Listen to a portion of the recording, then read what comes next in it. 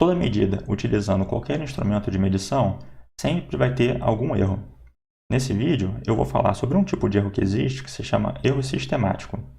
A gente vai ver como utilizar a programação para simular o erro em uma medida de tempo utilizando um cronômetro. Imagine então que eu tenho um cronômetro na mão e quero cronometrar um evento que eu estou observando. Leva um tempo entre eu observar o evento acontecendo e o meu cérebro interpretar isso que eu estou vendo e dar a ordem para o meu dedo apertar o botão do cronômetro.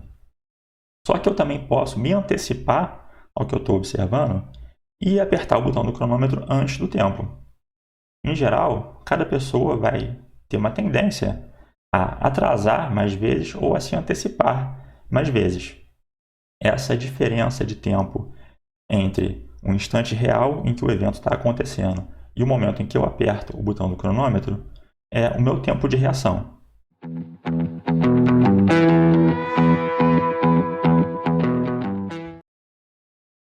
Nesse vídeo eu vou falar sobre a ideia do tempo de reação.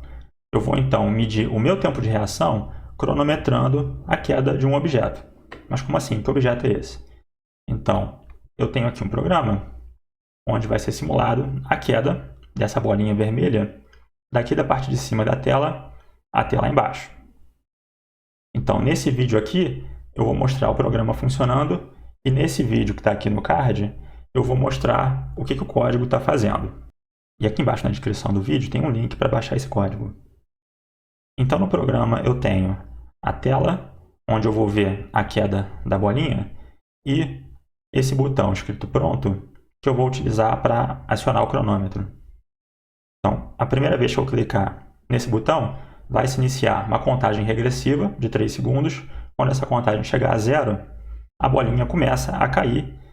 Então, eu tenho que clicar uma segunda vez no botão para acionar o cronômetro e, por fim, quando a bolinha chegar no fim da tela, clico a última vez para parar o cronômetro. Então, vamos ver uma vez como isso funciona.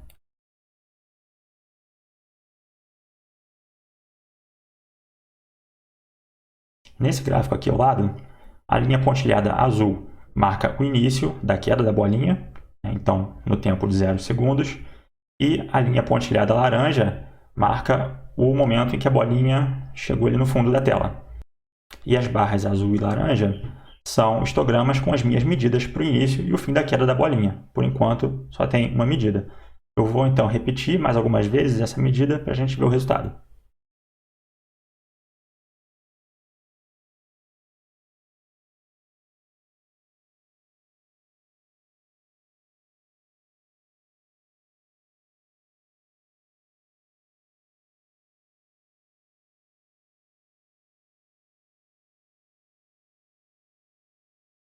Então, eu repeti esse processo 20 vezes.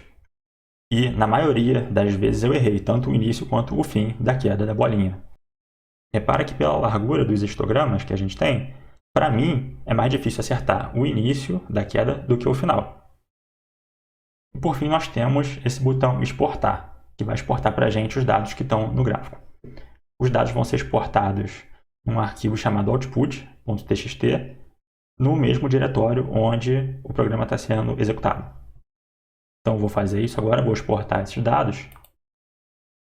E eu vou abrir o arquivo exportado para olhar para os dados de outras formas, além daquele histograma que a gente já viu.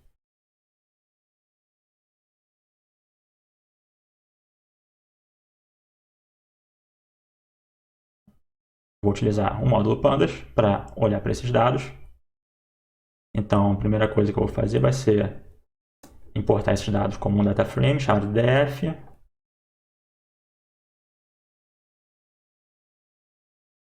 Eu vou importar com a função read_csv.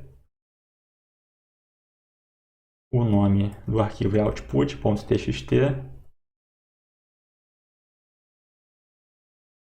Os dados são organizados em colunas, separados por um caractere /t.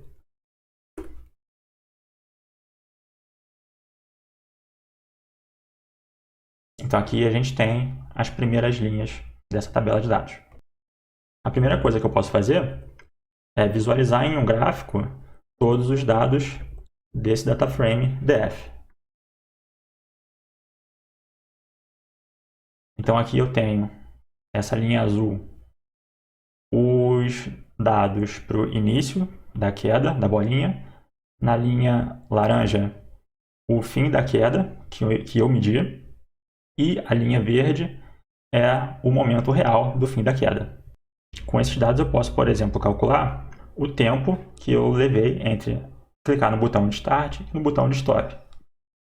Eu posso fazer uma nova coluna nesse data frame com essa diferença de tempo e eu vou chamar essa coluna de meu tempo, ou seja, vai ser o tempo de queda que eu medi com o meu cronômetro.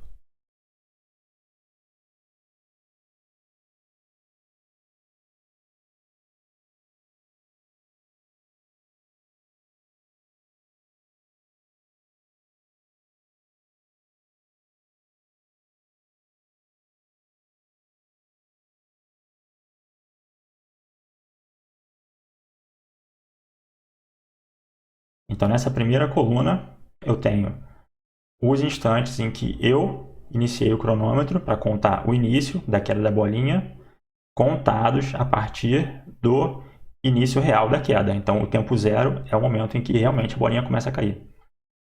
Na segunda coluna, a coluna do stop, é o momento em que eu acionei a parada do cronômetro. A terceira coluna é o tempo real de queda da bolinha. E a última coluna é essa coluna que eu acabei de calcular com o tempo de queda que eu medi. Eu consigo, então, calcular valores médios de cada uma dessas colunas. Posso fazer, por exemplo, df na coluna tempo de queda. Eu só preciso acrescentar aqui no final ponto min. Então, eu tenho o valor médio. Eu vou, na verdade, multiplicar esse valor por 1000 para ter um valor em milissegundos. Então, o valor do tempo de queda real da bolinha foi de 964 milissegundos. E eu posso fazer a mesma coisa para o tempo de queda que eu medi. E esse tempo de queda está na coluna meu tempo. Então, em média, o tempo de queda que eu medi foi de 947 milissegundos. Então, um tempo menor do que o tempo real de queda da bolinha. Aproximadamente uns 20 milissegundos de diferença. Então, esses quase 20 milissegundos correspondem ao meu tempo de reação utilizando aquele cronômetro do programa. E, em geral, os tempos que eu meço são menores do que o tempo verdadeiro de queda, porque, como a gente viu, eu, em geral, atraso mais o início da queda do que eu atraso a marcação do final da queda da bolinha. Então, com isso, esse vídeo vai ficando por aqui. Só para lembrar, aqui na descrição do vídeo tem um link para quem quiser baixar esse código. E então a gente se vê no próximo vídeo. Até mais!